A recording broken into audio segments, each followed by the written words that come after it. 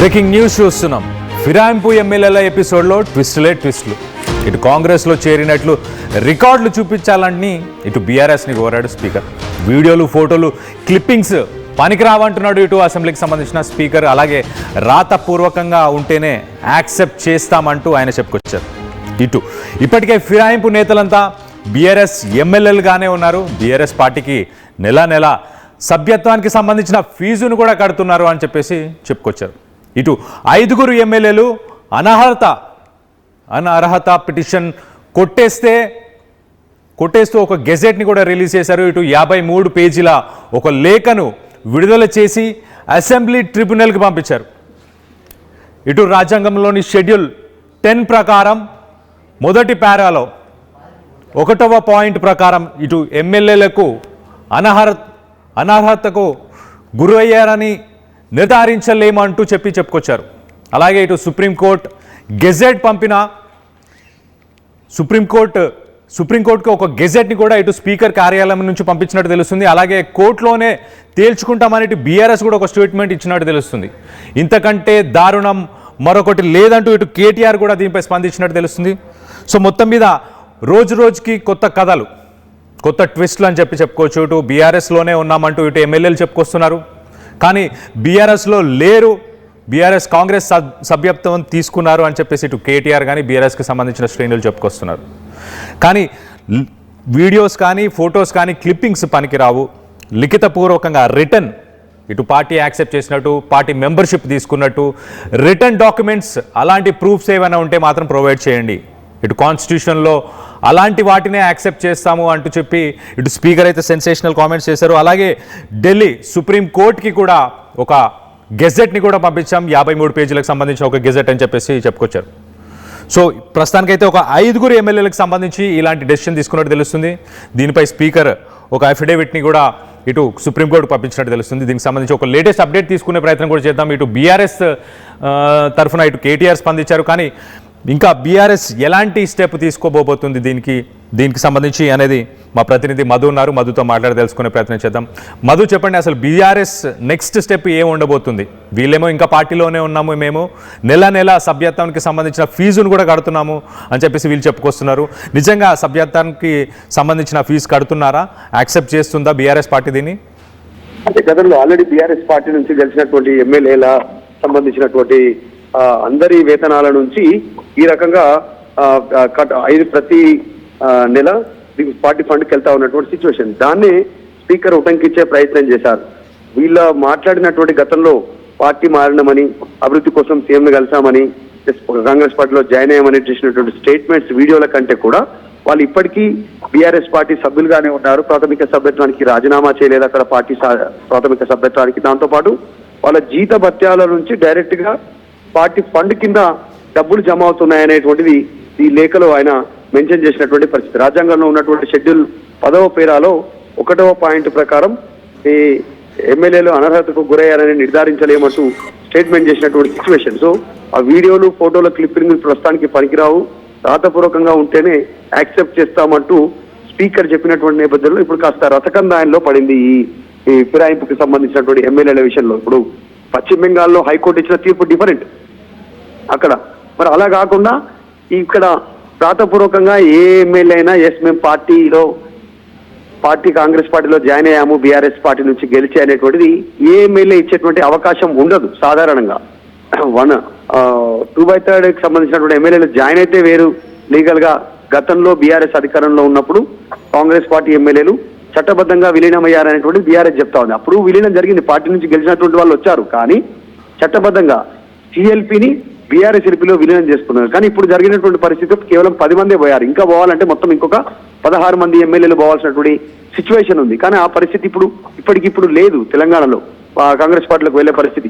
మరి రాతపూర్వకంగా ఇచ్చే సిచ్యువేషన్ ఉందా? 10 మంది మేము కాంగ్రెస్ పార్టీలో జాయిన్ అయ్యామనేటువంటిది అంటే లేదని చెప్పవచ్చు ఇప్పటికిప్పుడు ఫిరాయింపుకి సంబంధించి. ఒక ప్రతి నెల సభ్యత్వ ఫీజు కింద ఫిరాయింపు ఎమ్మెల్యేలు కడతా ఉన్నటువంటి పరిస్థితి బీఆర్ఎస్ పార్టీకి. ప్రతి నెల 5,000 రూపాయలకు పైగా వారు జమ అవుతా ఉంది బీఆర్ఎస్ పార్టీకి సంబంధించినటువంటి పార్టీ ఫండ్ కింద. దాన్ని ఎట్లా చూస్తారు అనేటువంటిది చర్చ అయితే కొనసాగుతుంది. మరి ఇంకా బీఆర్ఎస్ నుంచి ఇంతవరకు దీని మీద కౌంటర్ లేదు, హైకోర్టుకు వెళ్తామంటున్నారు ఆల్రెడీ దీనికి సంబంధించి. చూడాలి ఏం జరుగుతుందో. ఏది ఉన్నా లీగల్ ఫైట్ కోసమే బీఆర్ఎస్ పార్టీ సిద్ధమవుతుంది. ఒకవైపు లీగల్ ఫైట్ చేస్తూనే గ్రౌండ్ ఫైట్ కూడా చేయాలనేటువంటి ఆలోచన చేస్తా ఉన్నారు. అంటే క్షేత్రస్థాయిలో 10 మంది పార్టీ మారిన ఎమ్మెల్యేల నియోజకవర్గాల్లో దీనిపైన క్షేత్రస్థాయిలో ప్రజా పోరాటం సిద్ధం చేయాలనేటువంటి ఒక వ్యూహరచన బీఆర్ఎస్ చేస్తుందని మాత్రమే సమాచారం ఉంది. చూడాలి. దీనికి సంబంధించి ఇప్పటికే కేటీఆర్ రెస్పాండ్ అయ్యారు. ఎందుకంటే దానం లేదా వాళ్ళ వీడియోలు ఉన్నాయి, ఫోటోలు ఉన్నాయి, గతంలో మాట్లాడిన బహిరంగ సభలో చేసిన ప్రచారం చేసినటువంటి ఉన్నాయి. ఈ 10కి మందికి సంబంధించినటువంటి ఎమ్మెల్యేలు ఉన్నాయి. ఇంకో 10 మంది అయితే డైరెక్ట్ ఎన్నికల అఫిడవిట్ లోనే ఎన్నికల కమిషన్ కే ఆధారాలు సమర్పించారు. ఇంత ఉన్నా స్పీకర్ తాసారం చేయడం కరెక్ట్ కాదు అనేటువంటిది బీఆర్ఎస్ నుంచి ఇటు బీజేపీ నుంచి విమర్శలు ఉన్నాయి. కిషన్ రెడ్డి కూడా డైరెక్ట్ గా స్టేట్మెంట్ చేశారు. ఇది కరెక్ట్ కాదు, పార్టీ ఫిరాయింపులను ప్రోత్సహిస్తున్నట్టుగా ఉంది, స్పీకర్ కి సంబంధించినటువంటి నిర్ణయాలు ఆధారాలు ఉన్నాయి, చర్యలు తీసుకోవాలనేటువంటి డిమాండ్ అయితే చేస్తున్నారు. మరొకసారి పునఃపరిశీలన చేయాలి స్పీకరే అనేటువంటి ఒక డిమాండ్ చేస్తా ఉన్నారు. అయితే ల్యాక్ ఆఫ్ ఎవిడెన్స్ వల్లనే దీన్ని కొట్టిపారేస్తున్నాం అంటారు. అంటే లిఖితపూర్వకంగా అంటే ఇటు ఎమ్మెల్యేలే లిఖితపూర్వకంగా రాసి ఇవ్వాలా, లేకపోతే న్యూస్ పేపర్లో ఆర్టికల్స్ ఏమైనా రావాలా, లేకపోతే ఏంటి ఏం అడుగుతున్నారు స్పీకర్? అంటే ఆ న్యూస్ పేపర్ ఆర్టికల్స్ కానీ టీవీ ఛానల్లో వచ్చినటువంటి వీడియో క్లిప్పింగ్స్, లైవ్ కవరేజ్ కానీ, దాంతో పాటు డైరెక్ట్ గా బహిరంగ సభల్లో ప్రచారంలో మాట్లాడినటువంటి వీడియో ఫుటేజ్ ఉన్నాయి.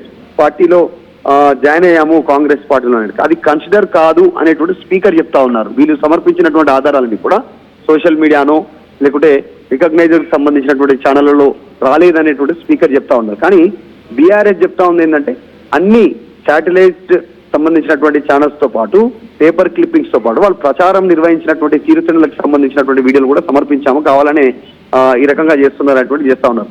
స్పీకర్ దీంట్లో మెన్షన్ చేసింది ఏంటంటే ప్రధానంగా వాళ్ళ జీతభత్యాల నుంచి, ఎమ్మెల్యేకి అందేటువంటి జీతభత్యాల నుంచి పార్టీ ఫండ్ కింద సభ్యత్వ నమోదు అవుతుంది, వారికి చేరుతుంది ప్రతి నెల అనేటువంటిది. నెంబర్ 1 ఇదొక పాయింట్. ఇంకొకటి వాళ్ళు రాతపూర్వకంగా మేము పార్టీలో జాయిన్ అయ్యాము, కాంగ్రెస్ పార్టీలో బీఆర్ఎస్ నుంచి గెలిచినటువంటిది, అది ఇస్తేనే దాన్ని కన్సిడర్ చేస్తామని. ఇప్పుడున్న సిచ్యువేషన్ లో 10 మంది ఎమ్మెల్యేలు రాసి ఇచ్చేటువంటి సిచ్యువేషన్ అయితే లేదు. మరి దీన్ని కోర్టులోనే తెలుసుకుంటామంటారు. కోర్టు ఎట్లా రియాక్ట్ అవుతాయో, బీఆర్ఎస్ ఎట్లా లీగల్ ఫైట్ చేయాలనుకుంటుందో చూడాలి. రానున్న రోజుల్లో ఏం జరుగుతుందో. Right Madhu, thanks for the latest update. Speaker అయితే మొత్తానికి గడ్డం ప్రసాద్ కుమార్ ఆయన అయితే డిస్క్వాలిఫికేషన్కి సంబంధించిన పిటిషన్స్ని ఆయన డిఫెక్షన్స్ వాటన్నిటిని కూడా డిస్మిస్ చేశాడు. ఏంటి అంటే lack of evidence, return documents, అంటే ఇటు న్యూస్ పేపర్స్లో వచ్చిన ఆర్టికల్స్ కానీ లేకపోతే ఎలక్ట్రానిక్ మీడియాలో వాళ్ళు పాల్గొన్న వీడియోస్కి సంబంధించి ఆ వీడియోస్ కానీ ఇవన్నీ కూడా పనికిరావు, రిటర్న్ డాక్యుమెంట్స్ కావాలి. ఇటు ఎమ్మెల్యేలు, ఇటు అరకెపూడి గాంధీ కావచ్చు, తెల్లం వెంకట్రావు, అలాగే గూడెం మహిపాల్ రెడ్డి, అలాగే టి ప్రకాష్ గౌడ్, అలాగే బండ్ల కృష్ణమోహన్ రెడ్డి, సంజయ్ కుమార్, కాలే యాదయ్య అండ్ పోచారం శ్రీనివాస్ రెడ్డి, అలాగే దానం నాగేందర్, అలాగే కడియం శ్రీహరి, వీళ్ళు రిటర్న్ ఎక్కడైనా ఇటు పార్టీకి సంబంధించి మేము కాంగ్రెస్లో జాయిన్ అయ్యామని చెప్పేసి ఎక్కడ రిటర్న్ డాక్యుమెంట్స్ లేవు, ప్రూఫ్స్ లేవు, అవన్నీ లేవు. కాబట్టి ఒక గెజెట్ని అయితే ఇప్పుడు స్పీకర్ ఇటు సుప్రీంకోర్టుకి కూడా ఒక గెజెట్ని పంపించారు. 53 పేజీలకు సంబంధించిన ఒక గెజెట్లో ప్రూఫ్స్ లేవు కాబట్టి నో ప్రూఫ్ ఆఫ్ డిఫెక్షన్ అని చెప్పేసి చెప్పుకొస్తున్నారు. సో టెక్నికల్గా ఎమ్మెల్యేస్ ఇంకా పార్టీలోనే బీఆర్ఎస్లో ఉన్నారు. ప్రతి నెల 5,000 రూపాయలు వాళ్ళ పే చెక్లోంచి ఒక 5,000 రూపీస్ ఇటు పార్టీకి కూడా సభ్యత్వానికి సంబంధించి డిడక్షన్ కూడా అవుతుంది. కాబట్టి సో డెవలప్మెంట్ కోసం మాత్రమే ఇటు రేవంత్ రెడ్డిని మేము కలిసాము, మా నియోజకవర్గాలకు సంబంధించిన డెవలప్మెంట్ కోసమే కలిసామని చెప్పేసి ఒక డిఫెన్సివ్ మోడ్లోకి అయితే ప్రస్తుతానికి ఎమ్మెల్యేస్ వెళ్ళినట్టు తెలుస్తుంది. ఇద్దరికి సంబంధించి ఇటు దానం నాగేందర్ అలాగే కడియం శ్రీహరి మాత్రం ఇంకా సమయం కావాలి అని చెప్పేసి వాళ్ళైతే చెప్పుకొచ్చారు.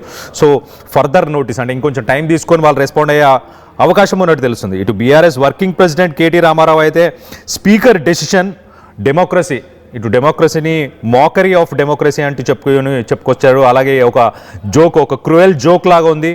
The party has announced it will challenge the speaker's dismissal in the Telangana హైకోర్టుకి వెళ్తామని ఇటు చెప్పుకొచ్చారు. అలాగే ఇటు బీజేపీకి సంబంధించిన నాయకులు కూడా దీనిపై స్పందించారు. దీన్ని ఎంకరేజ్ చేస్తున్నట్టు స్పీకర్ ఇచ్చిన స్టేట్మెంట్ ఉంది. స్పీకర్ ఇండైరెక్ట్గా డిఫెక్షన్స్ని ఆయన ఎంకరేజ్ చేస్తున్నారు అని చెప్పేసి ఇటు బీజేపీ కూడా స్పందించింది మొత్తం మీద. సో ఇంట్రెస్టింగ్ ట్విస్ట్ అని చెప్పుకోవచ్చు. ఒక రకంగా మేము ఇంకా పార్టీలోనే కంటిన్యూ అవుతున్నాం, ఓన్లీ డెవలప్మెంట్ కోసం మాత్రమే ఇటు సీఎంని కలిసాము, మా కాన్స్టిట్యుయెన్సీస్కి సంబంధించిన డెవలప్మెంట్ కోసం మాత్రమే అని చెప్పేసి ఇప్పుడు 5 ఎమ్మెల్యేలకి సంబంధించి ఒక గెజెట్ని అయితే ఇటు స్పీకర్ రిలీజ్ చేశారు. మరి నెక్స్ట్ ఇటు తెలంగాణ హైకోర్టుకి బీఆర్ఎస్ అప్రోచ్ అవ్వబోతుంది. అలాగే మరి బీజేపీ కూడా ఏమైనా ఇనిషియేటివ్ తీసుకోబోతుందా ఏంటి అనేది కొంత ఉత్కంఠం అయితే నెలకొంది. మొత్తం మీద మీరేమనుకుంటున్నారు? Defection of MLAs from party, వాళ్ళు ఒక పార్టీ టికెట్ మీద గెలిచి మరొక పార్టీకి వెళ్ళడాన్ని మీరు సమర్థిస్తున్నారా? వెళ్ళడానికి దానికి లీగల్గా ఎవరైనా డాక్యుమెంట్స్ని ప్రొవైడ్ చేయాల్సిన అవసరం ఉందా? జంపింగ్ ఎమ్మెల్యేస్ ఇటు వెస్ట్ బెంగాల్లో ఏదైతే తీర్పు వచ్చిందో అలాంటి తీర్పు తెలంగాణలో కూడా వస్తుందని మీరు అభిప్రాయపడుతున్నారా? దీనిపై మీ అభిప్రాయాలు ఏంటనేది కింద కామెంట్ రూపంలో తెలియపరచండి.